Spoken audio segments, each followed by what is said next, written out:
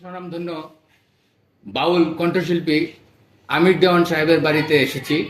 সেখানে তন্নি সরকার বাংলাদেশের আরেকজন স্বনামধন্য বাউল শিল্পী, বর্তমানে ভাইরাল তন্নি সরকার, তিনি আজকে আমির দেওয়ানের সাহেবের বাড়িতে এসেছেন।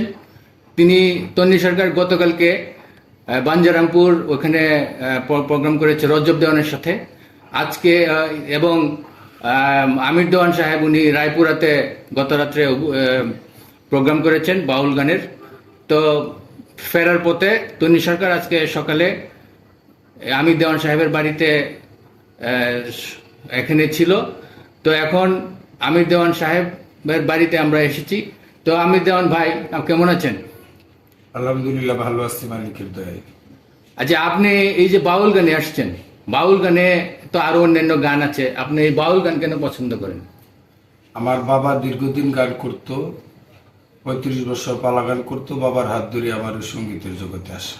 পরবর্তীতে আমি আমার উস্তাদ কাজল দেওয়ান সাহেব, ওনার কাছ থেকে তালিম নিয়েছি 7 বছর। ও আচ্ছা, আপনার উস্তাদ কাজল দেওয়ান সাহেব, ওনার কাছে আপনি তালিম নিয়েছেন। তো আপনি এই বাউল গানে যে এই তন্নি সরকার আপনার সাথে কয়েকটা গান পরিবেশন করেছে, কয়েকটা অনুষ্ঠান পরিবেশন করেছে, তো তন্নি সরকার সম্পর্কে কিছু বলবেন? তন্নি সরকার ভালো, বর্তমান উদীয়মান শিল্পীদের মধ্যে সে ভালো করতেছে। আশা করি সামনে আরো অনেক ভালো গান উপহার দিবে এবং পালা গানের জগতে আস্তে আস্তে অগ্রসর হবে। আচ্ছা তন্নি সরকার, তুমি তো বেশ কয়েকটি অনুষ্ঠান আমির দেওয়ান ভাইয়ের সাথে করেছো, তো তোমার কেমন লেগেছে এই ভাইয়ের সাথে প্রোগ্রাম করে? তো আমি প্রথম এই নরসিংদীতে যখন প্রোগ্রামে আসছি, আমি এর আগে কখনো আসি নাই, এই প্রথম। তাও আবার আমির দেওয়ান ভাই বলেছিল তাই এসেছিলাম এই নরসিংদীতে, মানে ওই মজনু শাহ ওই দরবার থেকে আমার এই নরসিংদীর প্রথম গান। তাও ওই গানটা ছিল আমির দেওয়ান সাহেবের সাথে। তো অনেক ভালো লেগেছে। এরপরে আরো অনেক প্রোগ্রাম হয়েছে, ইনশাল্লাহ সামনে আরো হবে। হ্যাঁ, তুমি তো এখন দেখছি যে ভালো বাউল গান পরিবেশন করছো, পালা গান করছো। তো তোমার এই যে গতকালকে যে রজব দেওয়ানের সাথে যে পালা গানটা করেছো, তোমার কেমন লেগেছে ওই গানটা? হ্যাঁ, অনেক ভালো হয়েছে। কমিটি অনেক খুশি হয়েছে, বলছে তারা যে অনেক সুন্দর গান হয়েছে, আগামীতে আমাদের আবার নিয়ে আসবে। আচ্ছা, এই যে তুমি এখন ব্যস্ত সময় কাটাচ্ছ, প্রত্যেক দিন তোমার প্রোগ্রাম, এই ব্যাপারে কিছু বলবা? আজকেই মনে হয় শেষ, রোজা তো সামনে। তো আজকে গান হচ্ছে নরসিংদী বেলাবো থানায়। আজকে থাকবেন যদিও জহির পাগলা সাহেব, বড় ভাইয়ের সাথে আজকে গান। এরপরে গান নেই। মোটামুটি রমজান মাস এসে গেছে, সবাই সবাই রোজা রাখবেন, সাধনার মাস। তো আমরা সবাই চেষ্টা করব এই মাসটা একটু ইবাদত করার জন্য। এরপরে আমার গান আছে। আমি দেওয়ান ভাই, ওই শুরুতেই আপনার সাথে যখন তন্নি সরকার কয়েক মাস আগে প্রোগ্রাম করেছে, আপনি তার সাথে প্রথম প্রোগ্রাম করেছেন। সে যে প্রথম প্রোগ্রাম করেছে, তারপরে সে অনেকগুলা প্রোগ্রাম পেয়েছে, প্রায় 1 মাস তার প্রত্যেক দিন প্রোগ্রাম, মানে কোনো ডেট খালি ছিল না।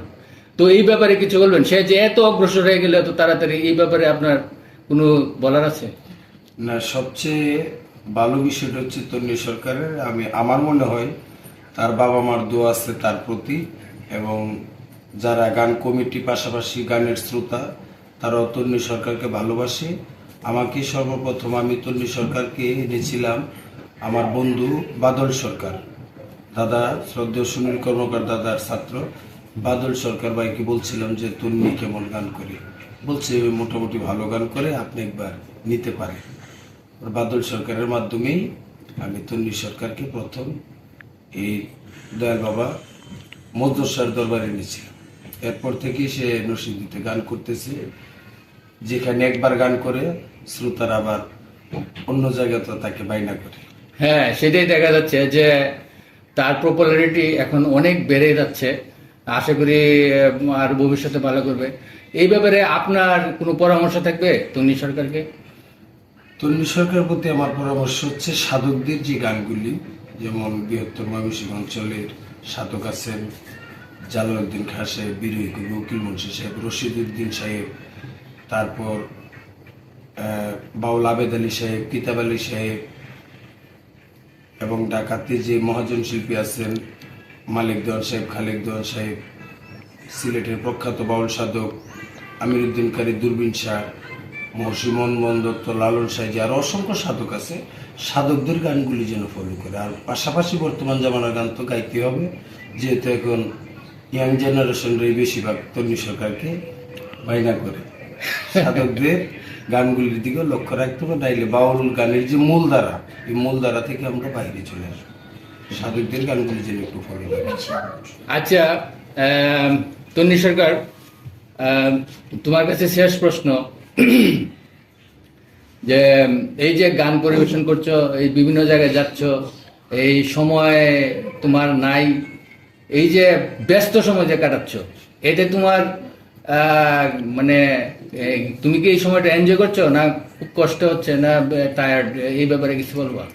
না না, ট্র্যাক নাই, গান তো ভালো লাগার জিনিস। গান তো আমি পেশা হিসাবে নেই না, এটা হচ্ছে নিজের জন্যই গানটা। তো এখন অনেক প্রোগ্রাম, 1 মাস তো মনে হয় একটানা প্রোগ্রাম করলাম, তো আজকে এই শেষ প্রোগ্রাম। ট্রায়ার্ড না, এটা হচ্ছে ভালো লাগার বিষয়, ভালো লাগা থেকে এই গান।